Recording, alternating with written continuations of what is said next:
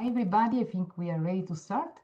I see that we have all the panelists. Thank you, Stefan. Welcome. So we are ready to go. Let's introduce the webinar. I will give the floor to Nathan, and then we go through the agenda point. Thanks a lot, guys. Good afternoon, everybody. It's a pleasure to have you here. Thank you for joining our session today. As you know, we have prepared this session on behalf of two very important resources that we have developed throughout the project, which is the Data Innovation Toolkit and the Data Innovation Repository. And the really objective for this session today is to introduce to both of these resources, how you can leverage them, and find possible pathways for you to share these resources within your teams and departments to make use of them. So without further ado, I would like to just go through the agenda for this session. We will have an explanation on the project itself by Maria Claudia. Then Stefan will make some key observations on the overall context and why this project was needed to begin with. Then myself, Nathan, I will present the Data Innovation Toolkit that we have developed, its key resources and stages, and explain an example on how you can use the Data Innovation Toolkit. Then my colleague Marcelo will present the Data Innovation Repository live for you, so you can understand and see practically how you can use the Data Innovation Repository, which is a compendium, let's say, of additional resources that you can use. And then finally, we will close the session with some additional dissemination events that you can participate and how also you can continue collaborating with the Digital Innovation Lab. So I would like to pass the floor to Maria Claudia to give an overall context on the project. Thank you, Nathan. Super. So hi, everybody. And again, thanks for being here after the lunch break. And then again, as Nathan was explaining, it's an initiative from the European Commission, specifically from the Digital Innovation Lab, that it's a new high lab, innovation lab that is under DIGIT from the European Commission. So if we move to the next slide, in order to just provide you a bit of background, you can see here summarize our three main pillars. And basically, we have something that is what we call iLab, and specifically where we develop this initiative that today we are going to present, the Data Innovation Toolkit, where we try to foster, let's say, synergies, but also try to build a community around topics that are close to emerging technologies and innovation for the public sector. And exactly in this area, we are moving forward with many different synergies, but also partnership with academia, also with different think tanks and institutions. Then we have something more operational, is the co-innovation pillar, that basically is how we are trying to boost the implementation of prototypes and also proof of concept in specific technological area inside the Commission. And finally, we have digital pole that it's still under construction, where we are trying to connect a little bit more with public administration around Europe and around the different member states. So in this context, and precisely in the first pillar in the iLab, if we move to the next slide, we decide to prepare and also to, let's say, to implement this Data Innovation Toolkit. Why?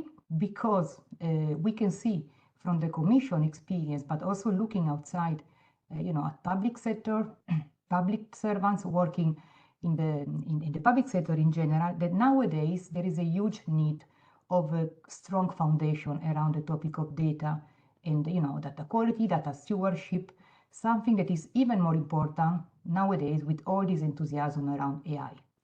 Because we need always to have in mind that AI has a strong foundation, let's say data in general.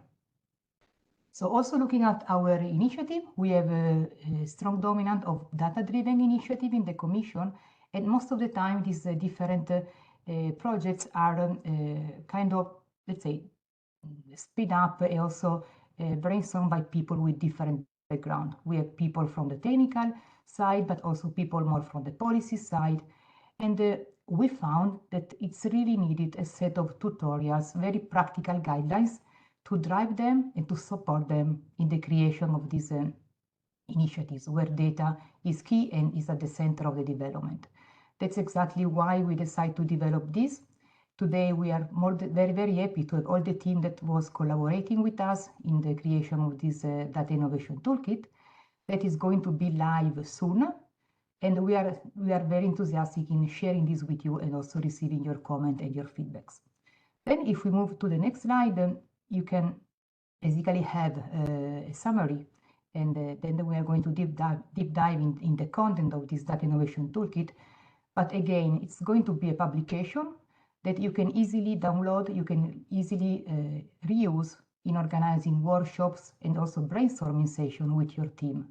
You know, putting all the different expertise around the same table and try to have a structured guidance to define how to achieve actionable insights, but also how to define the business challenge you want to solve that unfortunately most of the time is not so obvious. So I would say let's now deep dive in the content, and before moving to the to the Data Innovation Toolkit, I will give the floor to Stefan to have a brief overview about the main challenges and why we need to invest in data literacy. Thank you, and thank you, Stefan, for your presentation. Great, thanks so much, Maria Claudia, and thanks everyone for joining us today to go deeper into the Data Innovation Toolkit. I'm Stefan Verhulst. I'm the co-founder of the GovLab based in New York and the Data Tank based in Brussels.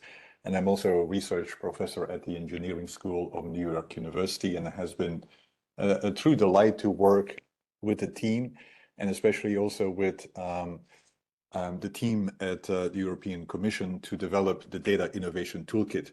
My role has been mainly as an advisor, so I think all the credit goes to Nathan and Marcelo and also to the team at the European Commission to really drive this forward. But I thought it would be good to really reflect on some of the issues that we try to implement as we are developing and as we develop the Data Innovation Toolkit, and also try to really bring home why this is actually needed and why another toolkit was needed. Because again, there's not it's not like there are no other toolkits, but I think what is unique about this toolkit, I think, is important to emphasize. Next slide. And I'm going to do this by rapidly, because I only have 10 minutes, and I know Maria Claudia is going to get very nervous if I go over my 10 minutes. But I'm going to do this rapidly by focusing on kind of 7 observations that informed the design and the subsequent implementation of the Data Innovation Toolkit. The first one, and none of this will be new, is of course that society has become far more, yes, next slide please, has become far more complex and dynamic. It doesn't have to emphasize this, because all of you are working on trying to advance societal, trying to address societal challenges. And one key observation that has become more pertinent is of course that addressing some of those challenges has become more complex, whether it's about climate change, whether it's about homelessness, whether it's about urban decay, and so on. And many of those challenges are becoming interdependent. They're also faster in how they evolve and harder to address. And so the real observation here is that as we are moving towards a more complex environment, we also have to update the way we go about solving public problems. So we need to really start transforming that. And that's where data comes in.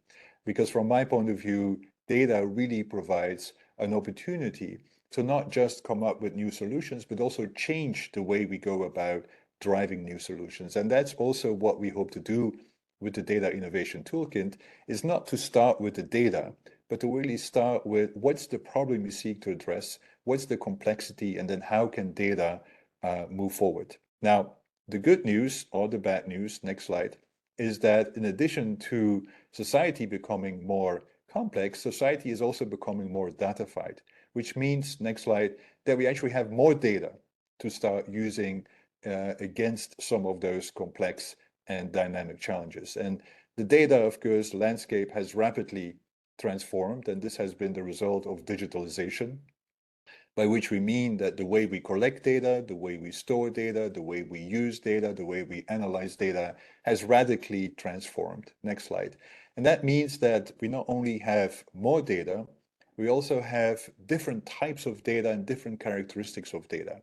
And I think this toolkit really, because it's called a Data Innovation Toolkit, really takes into account the innovations that have happened in the data ecosystem, the innovations that allow us to really leverage new kinds of data sources to address those kinds of challenges that have become more complex and also more dynamic. And the unique characteristics of data in terms of velocity and veracity means that we can start using data to really leverage it in a way that is almost in real time. Next slide. But the real interesting aspect, which we also go deeper into the Data Innovation Toolkit, is that we have a lot more variety of data.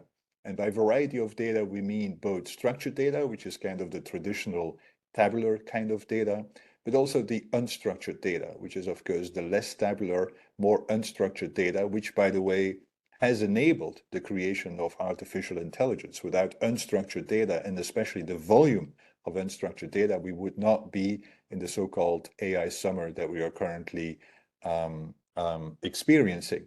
But in addition to this structured, unstructured data, next slide, we also have a lot more data variety in terms of how it is being generated. And you see here data that is being generated from consumption, commercial and financial transactions, and so on and so on. Now, what that means is that a lot of the data that you need quite often resides elsewhere, and a lot of the data that might be relevant for solving the problem quite often needs to be acquired through other means. And that's also a key topic in the Data Innovation Toolkit, which is a real focus on how do you obtain data? How do you start sharing data, but also how do you actually know what data is around us that could be leveraged for solving those dynamic challenges as well? And that has been a key element in the toolkit development, is to really take this into account, that we are in a different data ecosystem, that we really have to start focusing on data sharing agreements, data collaboration, and so on. Next slide. Now, in addition to the fact that we have more data, the real opportunity from the data ecosystem, next slide, resides really in the fact that we can start reusing data. Because the characteristics of digital data is that it's intangible, but it's also non-rivalrous goods, which means that if I share it, I still have my own copy and I can still use my data for whatever purpose I want to use it. And so the real value of the current data ecosystem and digital data lies in the reuse of data, reuse for other purposes than initially collected. And that's also a key theme of the Data Innovation Toolkit, where we focus on, anyway, how do we provide access? How do we understand what data is there? And how can we start reusing it for other purposes as well? Next slide. Now, the other observation I want to emphasize here is that data is, of course, not a thing, right? And it's really a process. Next slide. And it's a process where multiple decisions are made across the so-called data lifecycle. And that's also the approach that we've taken with the Data Innovation Toolkit. It's not to start with data or to start with just the problem, but to also start by thinking about what are the different steps that need to be taken across the data lifecycle that will determine how subsequently the data innovation initiative will be successful, how it will be designed, whether it will be responsible, or whether it will be systematic and sustainable. And that's a key element, as we will hear from Nathan and Marcelo, that we try to convey throughout the Data Innovation Toolkit, is that there are multiple decisions, quite often also multiple decision makers, which is why this toolkit is quite often not just for one person, but actually for a team of people that need to make decisions across the data lifecycle. Next slide. And of course, that has implications with regard to this kind of a complex element, just to show how complex it can become, leads to kind of a complex environment where different decisions in terms of technology, in terms of course, resources, but also in terms of actually objectives and purpose are being made. Now, what we try to do is not to confuse people, but to keep it kind of at the kind of level where everyone can still understand where in the data lifecycle you are, And we've tried to do this by the design and also by how we structure it. And I hope the Data Innovation Toolkit will enable you to manage complexity across the data lifecycle, but in a way that it's not confusing. Next slide. The other observation I want to make is that data has no value unless it actually informs. And that's why I always start, this is actually not about the data. It's really about the problem you seek to solve or the decision you seek to inform. Next slide. And that's also a key element that we've embedded in the Data Innovation Toolkit, where we actually try to understand how data really creates value. And it's not just by creating insight, it's actually by really thinking about what's the decision that we seek to inform, who are the decision makers and stakeholders that need to be informed or need to be part of the development of a data innovation toolkit, and then what's the action that we seek to establish. And you will see when Nathan and Marcelo presents the data innovation toolkit that we spend a lot of time on really understanding the decision life cycle, the decision ecosystem, and then also by focusing on the stakeholders, but then also trying to understand how will actually the insight be used subsequently for action, because too much, quite often, emphasis is on the insight, not understanding how it actually will be used and how we move from insight to action. Next slide. And then one of my last, and this is kind of another complex environment to show that indeed we need to start thinking about the data lifecycle across the lifecycle, but with a particular focus on then actually the impact you seek to establish and hope to establish by focusing on use and the kind of products that are needed to inform the use and inform the decision makers. Next slide. Then the other element I want to emphasize is that it's not just about one decision, it's about different decisions. And we also embed that in the data innovation lifecycle, is that the data lifecycle needs to be matched with the decision lifecycle. And that's also why we focus a lot on the kinds of decisions that actually data can inform, whether it's about agenda setting, ideation, implementation, and subsequently evaluation as well. Next slide. The last one is, of course, or one of the last ones, which already, and I go quick here, which already Maria Claudio referred to, is that, of course, people anyway would say, well, okay, so why don't we do the AI innovation lifecycle or toolkit? Because everyone now, of course, is focusing on AI.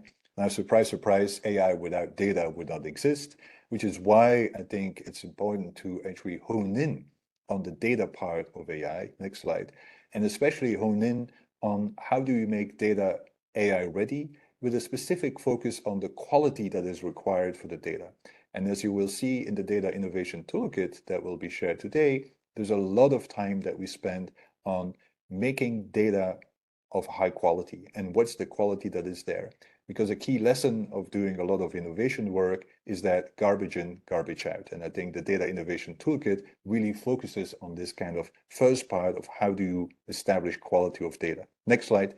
And last slide is that, anyway, we also need to start thinking about how do we do this fit for purpose. And what I've seen, next slide, in a lot of the kind of other toolkits that we've been, and anyway, there are a lot of good toolkits out there, is that quite often it takes a particular perspective on how to do this. And what we see in the data ecosystem is this constant trade-off between standardization and customization, specialization, generalization. Is it tactical? Is it strategic? And I think what this Data Innovation Toolkit tries to do is to take a fit-for-purpose approach, thinking about, yes, your context might be unique, it might be similar to other ones. Yes, it is both strategic and tactical that we need to start thinking about. And so what we hope to do with the Data Innovation Toolkit is to really guide you throughout the data lifecycle with a focus on the decisions, on the problem we seek to solve, but in a way that is fit for purpose, which I think is really necessary and which also is actually, from my point of view, the real rationale for this Data Innovation Toolkit is not to give you a product that you can implement, but give you a method that you can apply in a way that is fit for purpose. And I'm going to stop here. Over to you. Thank you, Stefan, and also thank you, Maria Claudia, for providing all these observations and the context for the Data Innovation Toolkit. Now, as part of the team, as I said, my name is Nathan Carvalho. I was also contributing to the development of this toolkit. Now I would like to show you some practical implementation of the toolkit as an example. And I would like you to think throughout my presentation that you try to imagine how you can fit this Data Innovation Toolkit in some of your process, in some of your teams, and maybe share it also in the future with some of your colleagues as well. So, first of all, I would like to explain how we came up with the Data Innovation Toolkit to begin with, right? So throughout this project, we have different stages and different collaborations with, including some of you here in this event today. First, we started, of course, doing research on other toolkits and other materials that exist out there. So we didn't reinvent the wheel, let's say, and we could, let's say, add up on the toolkits that already exist, right? Because we didn't want to reinvent the wheel, as I said. So we did a very throughout complete desk research on the materials that exist. And then on the second stage of the project, we did many, many interviews with different types of stakeholders and how this toolkit would be scoped, let's say, to address the different needs that we have today. And then, of course, we had the actual development of the toolkit after all the interviews and the research that we have conducted. And then when we had an initial structure of the toolkit to say, we did some piloting and testing. We did it via also one-to-one meetings. We had different workshops to test them. We had different methods to collect the feedback from the stakeholders. And then with that, we could use all this information to refine and have what we have today, which is the final version of the Data Innovation Toolkit. This is just to for you to have an overview on the steps that we have conducted to come up with what we have today. And to begin with, I would like to answer the question, who is the Data Innovation Toolkit for? And we came up with different personas throughout the project, and these are included in the final material as well.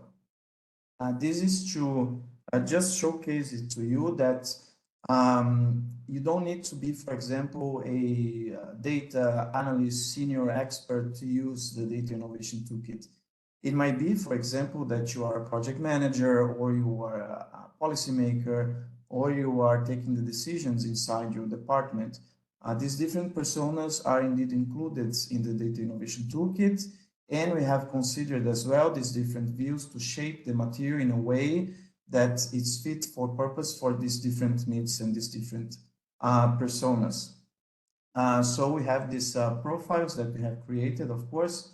And as I said, when you go through the Data Innovation Toolkit, you can have a look on the different personas, see the ones that you identify with, and then check, okay, from the profiles that exist, which materials can be more relevant for you or not.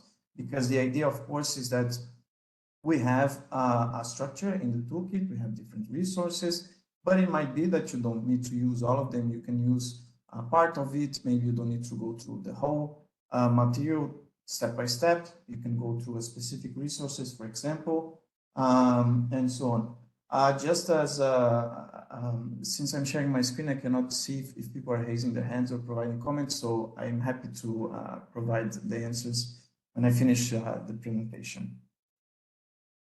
And what is the actual structure of this Data Innovation Toolkit? Well, we have, let's say, made different versions of the structure, how we will be the best way to present it to these different personas, let's say. And then we came up with this circle with different, with 4 phases.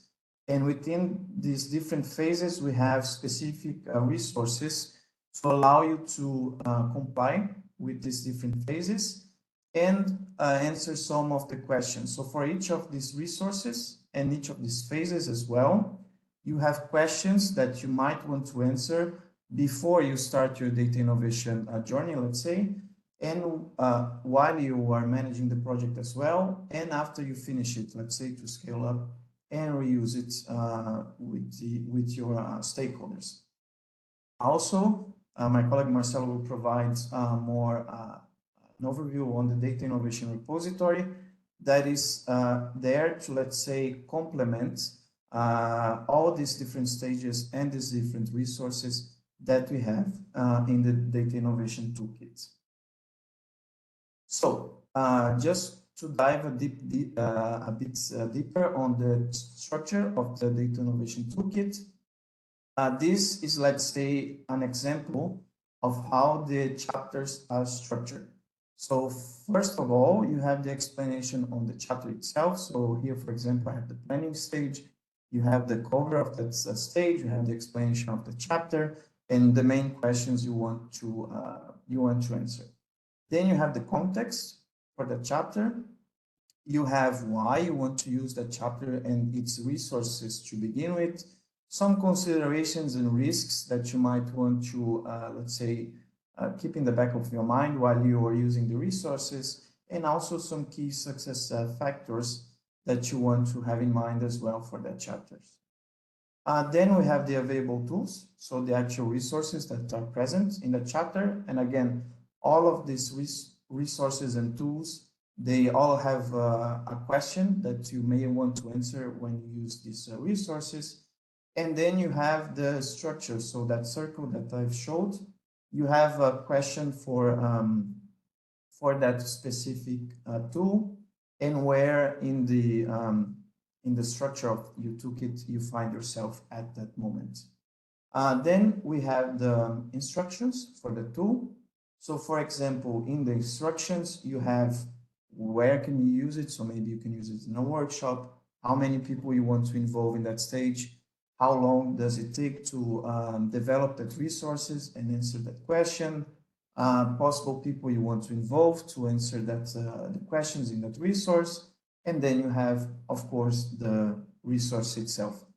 So this is the structure that you will find in the Data Innovation Toolkit. The first 3 slides, they are presented only at the beginning of the chapter, and the last 3 ones, they are present in each of the tools and resources. So this is just to emphasize that the Data Innovation Toolkit contains different types of resources. So you have templates, canvas, you have checklists, you have exercise and different assessment tools. So you have different formats, let's say, of resources to help you through your data innovation journey. And really, as I said, it's structured in a way where you can use, as Maria Claudia was explaining, in a workshop, you can print it and use it together with your team. And it can be also adapted to different types of projects and different types of personas as well. Okay, let's then provide a practical example, right? So in the next slides, I'm going to show some examples of the phases and the resources that we have in the Data Innovation Toolkit, and how you could populate these resources based in a use case that we have provided for you. Of course, this is just an example. So again, as I said, you can try to think how as I explained the resources as an example, how could this fit in your context, right? So the example that we have prepared for you today is the zero pollution cities. So the context is that many EU cities, they face challenge regarding pollution, so air, water, soil, noise pollution, that of course are impacting the public health and the environment. Now, let's say your unit is tasked to develop a dashboard to monitor and track the different levels of pollution in the cities. And based on that dashboard, you provide data to help the policymakers to make more informed decision and precise action on what they can do to improve the pollution levels in these different cities. As Maria Claudia was explaining at the beginning, the Digital Innovation Lab is also managing and helping with the process to get the project proposals accepted when you are doing the innovations within the European Commission. Now, let's say you have submitted a project proposal, it was accepted. Regarding this use case in particular, you now need to think on and here is when the Data Innovation Toolkit can enter as a toolkit to help you throughout the different stages that you're going to have in your data innovation journey. So maybe some quick questions that you might want to answer from the start is where you're going to source accurate regional data on pollution and health impacts. and how you're going to access the exposure of vulnerable groups and the health outcomes from the pollution levels in the cities. And which strategies can you build in the cities in the EU to reduce pollution? So the expected outcomes from your project is to develop this dashboard and to provide insights, as I said, to the policymakers at the local level. So first we have the planning phase. So as Maria-Claudia was explaining also at the start, some of the questions can be obvious. It can be obvious for you and your team, but it might be for your other stakeholders that will participate in this project with you.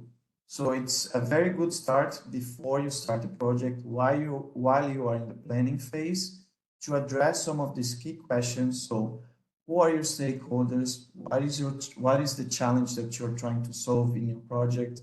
Who is your team? What are their responsibilities? And where you can source the data to prepare in this case, your dashboard. So the planning stage has these different resources to help even before you kickstart the project, to have everything clear for you, your team, and the stakeholders involved in your data innovation journey. So one example that we have as a resource, and again, the planning stage and all the stages have several resources to help in these different stages. And for each of them, I'll bring one example and how you could populate, right?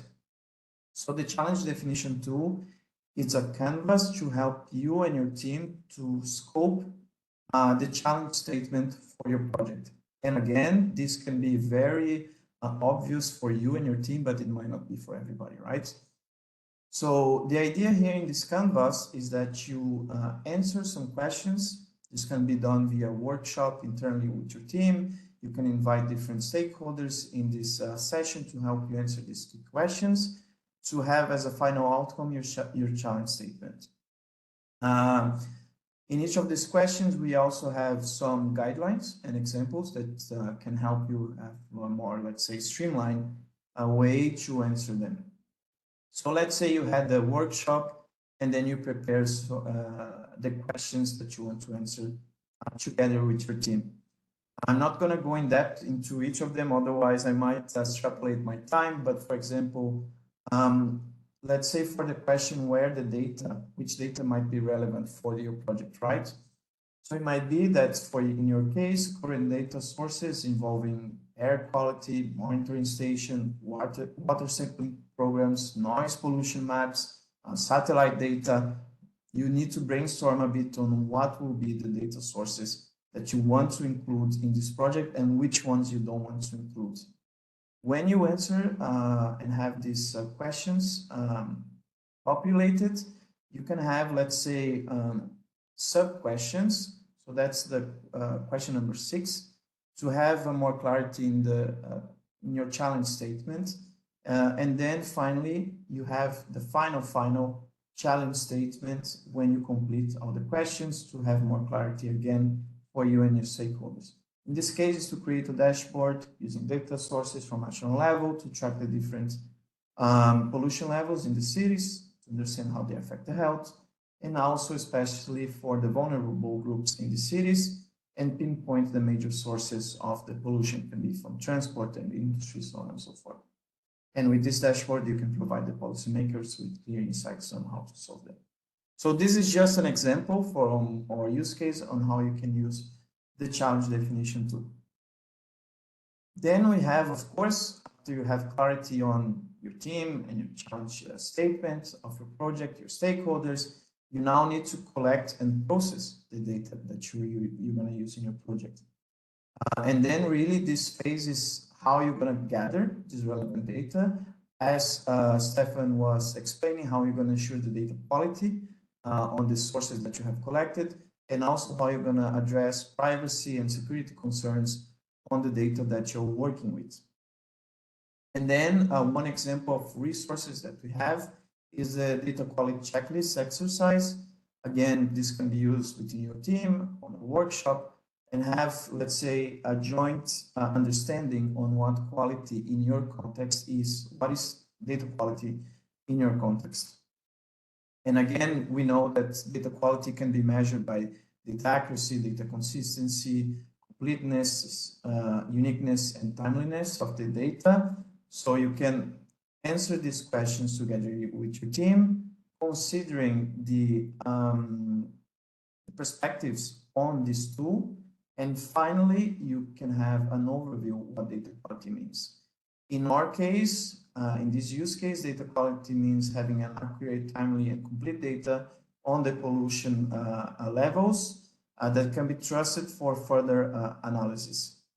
Again, this is just an example of how you can have the data in a timely manner, how you can measure the accuracy of the data, the consistency, so on and so forth. Again, for the different types of stakeholders, this might not be clear at the start of the project. So it's a good practice that you have these perspectives completed, so you can also share within your team.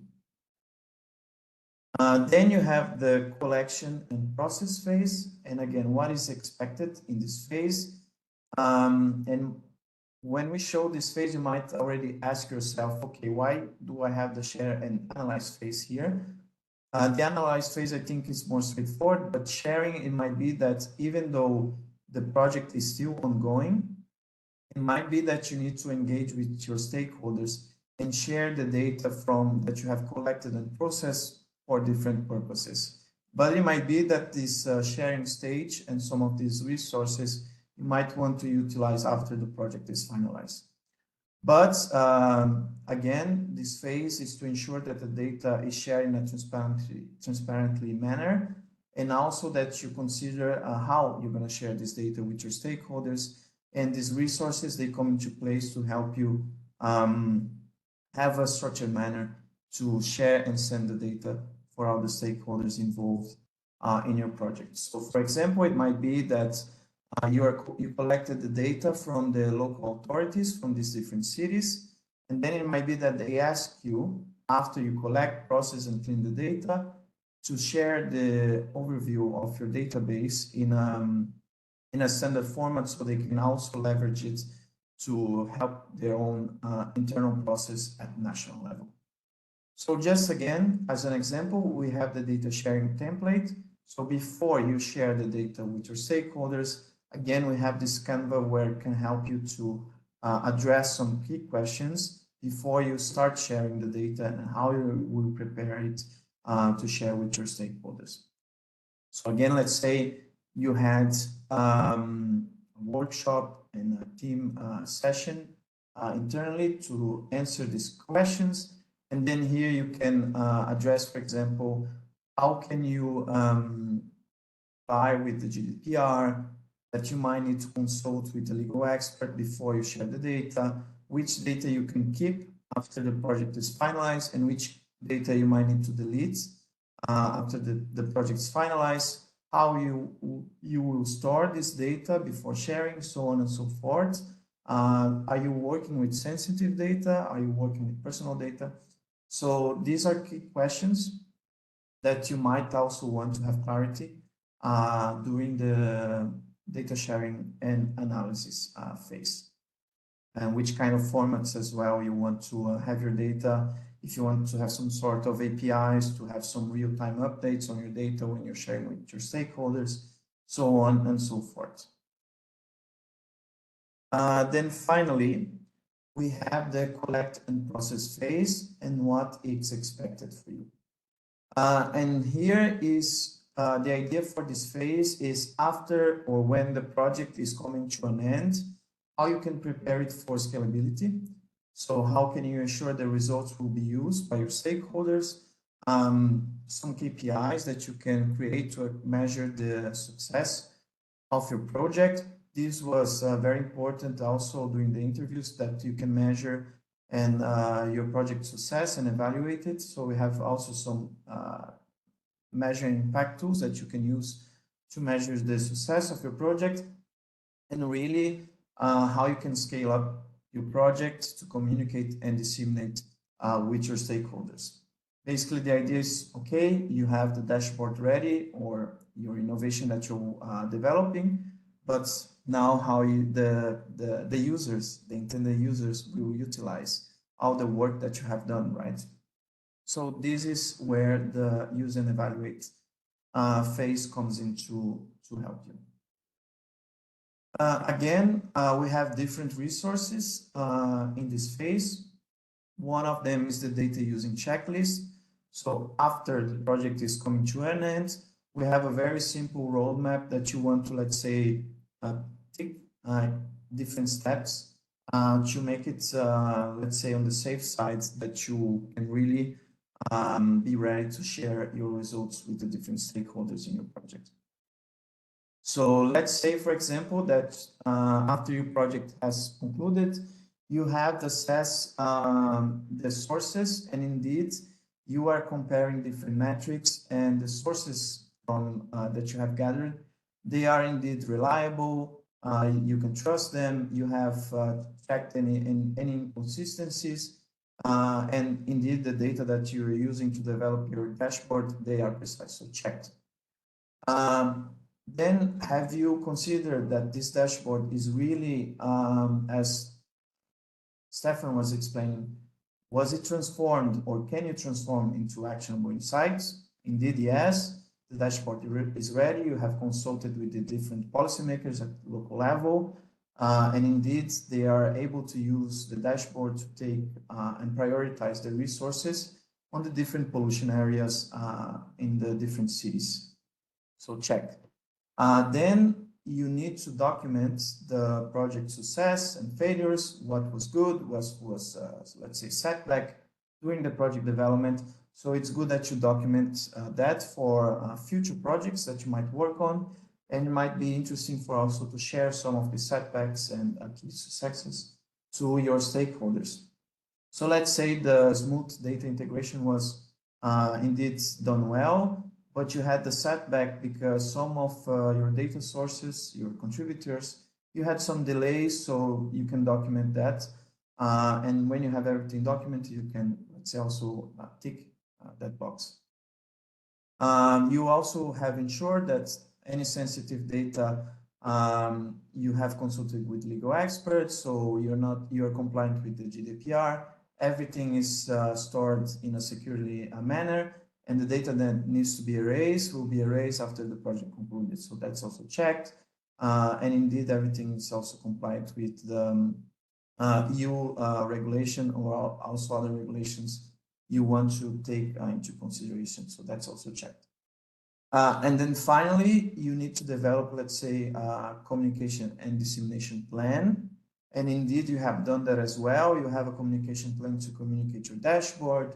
You have planned social media posts. You have done the planning for stakeholder engagement. So you're going to present this dashboard in different conferences, in different meetings, to ensure that the stakeholders and the users that need to see your results will see it, and they will know how to leverage the results. So this is a very simple, straightforward checklist that you can use when you are, let's say, completing the project. And again, this is just an example on how you can fill in the different steps based on the use case we have provided. So this is an overview on the structure of the Data Innovation Toolkit, the different steps and the different resources that we have. And I would like just to take your attention that, again, for each of these stages, we have many, many different resources that we have developed to support your data innovation journey. We have the persona definition tool, we have a RASI matrix, we have data processing cards, some KPI creation tools. Again, this slide is just to depict and showcase that we have different formats and different types of resources to support you and your colleagues in the different steps that you have when you are developing the data innovation journey. So I hope these last slides where I was able to depict how can you utilize the Data Innovation Toolkit in your context. So now, of course, I will pass the floor to my colleague Marcelo. And as I was explaining at the beginning, we also developed the Data Innovation Repository. because even though we have all these steps, these phases, and these resources in the Data Innovation Toolkit, it might be that you need complementary context and additional resources to help you even populate the information that you find in the Data Innovation Toolkit. So Marcelo, I pass the floor to you. Okay, thanks, Nathan. So my name is Marcelo Cobo. I'm also a collaborator here in the project. Next slide, please. So the Data Innovation Repository is a resource that was created to support the Data Innovation Toolkit. As Nathan just said, it's a collection of resources that can be useful when the user needs a bit more context or examples or even different tools that can be used in the same stage for a different project, for example. So that's where the repository comes in and can be useful to support the toolkit itself. Next slide, please. So the repository is a collection. We have today 100 resources that goes like from case studies to guidelines and templates, and toolkits, articles that were curated to support the Data Innovation Toolkit. You can use this dashboard to navigate these resources using the filters on the top bar of the page. So you can filter by data topics or the resource type, the features, what is in the resource, and also in the data initiative stage. So if you are starting a data initiative, or if you are managing initiative, or even post-implementation strategy for the initiative. And also, I'll quickly share my screen to show you the live version.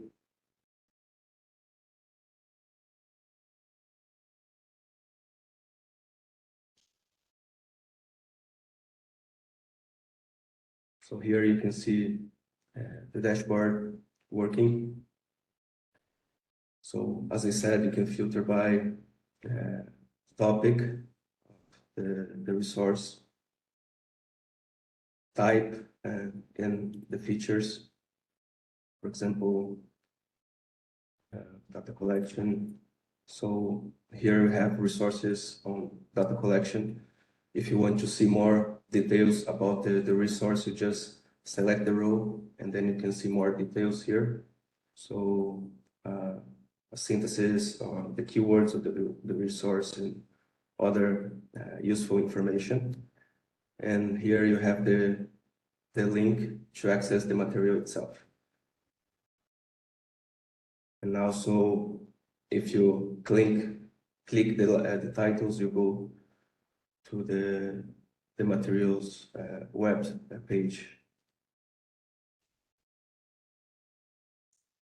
I think this is it about the repository. As I said, it's a resource to support Data Innovation Toolkit. So when you need more context, if you need to dive into some content a little bit more, here we have 100 resources that can help you in this process. Thanks, Nathan.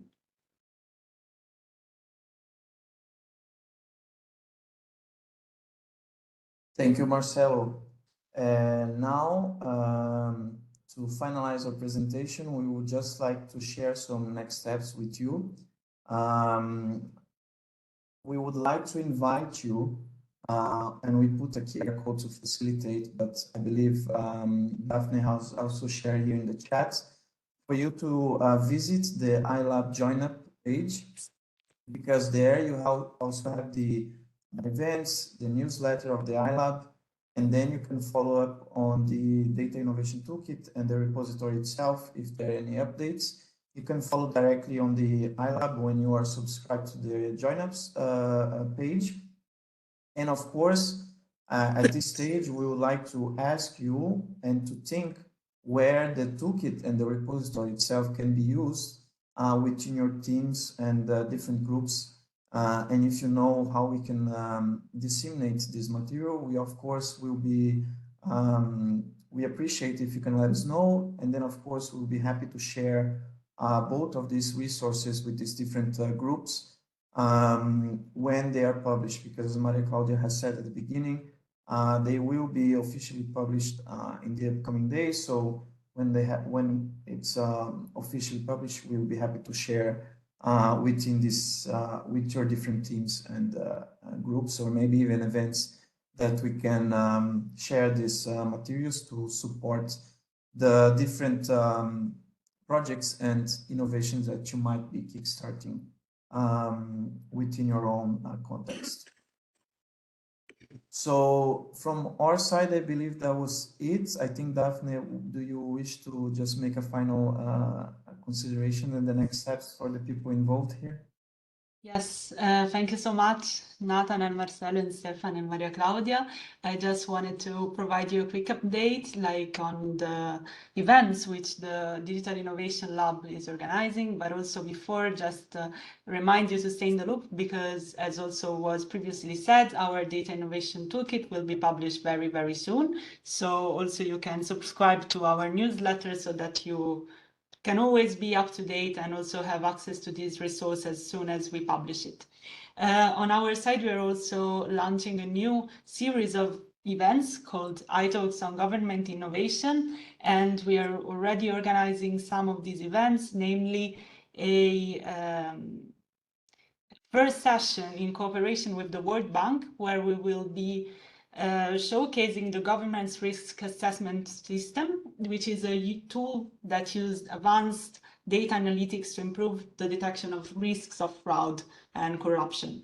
So yes, visit our website and stay in the loop so that you can always be up to date and also take part in our next initiatives.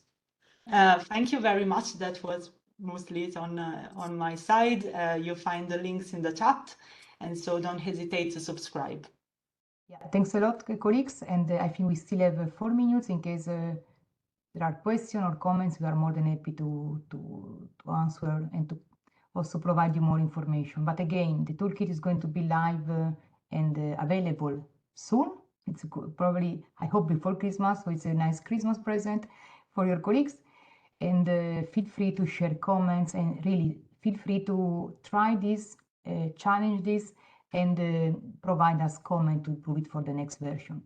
We are super convinced that it's going to be very helpful for your team, specifically when you are working together with different personas, like Nathan was describing at the beginning. I don't see any comment, but maybe I'm wrong in the chat, because yes, I just see all the links. Feel free to reach out. And again, a big thanks to my colleagues and my team for the great job we have done together.